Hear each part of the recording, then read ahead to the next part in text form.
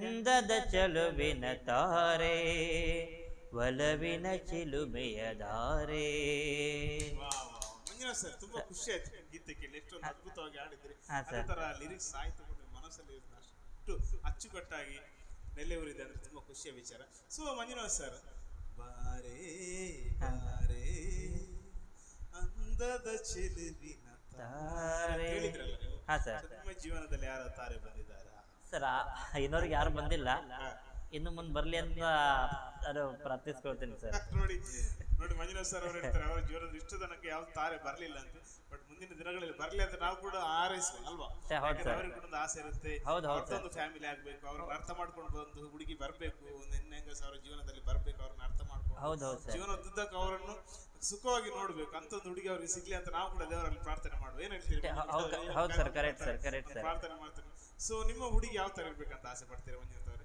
Sir, ನಾನು ನಮ್ಮ ಹುಡುಗಿ ಅಂದ್ರೆ ಇವತ್ತಿಗೂ ನಾನು ಬೇರೆಯವರದೆಲ್ಲ ಕೆಲವೊಂದು ವಿಚಾರ ಕೇಳ್ಬಿಡ್ತೀನಿ. ಅವರಿಗೆ ಸ್ವಲ್ಪ ದಿವಸ ಇರ್ತಾರೆ, ಆನಂತರ ಬೇರೆ ಸಂಪರ್ಕದಲ್ಲಿ ಇರ್ತಾರೆ ಅಂತ ಕೇಳ್ಪಟ್ಟಿದ್ದೀನಿ. ಆದರೆ ನನ್ನ ಒಂದು ಈಗ ನಾನು ಕೂಡ ಬ್ಲೈಂಡ್, ನನಗೊಬ್ಬನಿಗೆ ನನ್ಗೆ ಕಣ್ಣಿಲ್ಲ. ಈಗ ನನಗೆ ಕಣ್ಣಿದ್ದವ್ರು ಆ್ಯಕ್ಚುಲಿ ನನಗೆ ಆಸೆ ಕಣ್ಣಿದ್ದವರೇ ಬೇಕು. ಕಣ್ಣಿದ್ದವ್ರು ಇದ್ರೂ ಕೂಡ ನನಗೆ ಪರವಾಗಿಲ್ಲ. ಬಟ್ ನನ್ನ ಜೊತೆಗೆ ಚೆನ್ನಾಗಿ ಒಳ್ಳೆ ಗುಣದವರು ಆಗಿರ್ಬೇಕು, ಹಾಗೂ ಅವರು ಕೂಡ ಆಕೆ ಸಿಂಗರ್ ಆಗಿರ್ಬೇಕು ನಂತರನೇ. ನಿಮ್ ಕೂಡ ನಿಮ್ಮ ಬಹಳ ಸಂಗತಿ ಸಿಂಗರ್ ಆಗಿರ್ಬೇಕು ಅಂತ ನಾನು ಹಾರೈಸ್ತೀನಿ. ಮತ್ತು ಅದೇ ರೀತಿ ನಾನು ಕಲ್ತಿರೋ ವಿದ್ಯೆನ ಅವರಿಗೂ ಕೂಡ ಹೇಳ್ಕೊಡ್ತೀನಿ.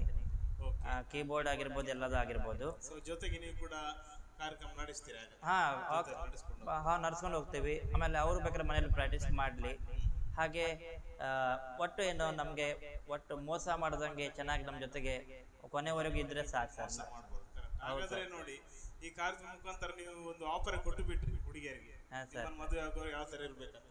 ಹೌದು ಸರ್. ಒಳ್ಳೆದ, ನೀವು ಏನ್ ಆಸೆ ಪಟ್ಟಿರ್ತೀರಿ ನೋಡಿ ಅಂತದೇ ಹುಡುಗಿ ನಿಮ್ಗೆ ಸಿಗ್ಲಿ. ಥ್ಯಾಂಕ್ ಯು ಅದೇ ಪ್ರಾರ್ಥನೆ. Thank you sir. ಸೊ ಮತ್ತೆ ಮಂಜುನಾಥ್ ಸರ್, ನಿಮಗೆ ತುಂಬಾ ಇಷ್ಟದ ಊರು?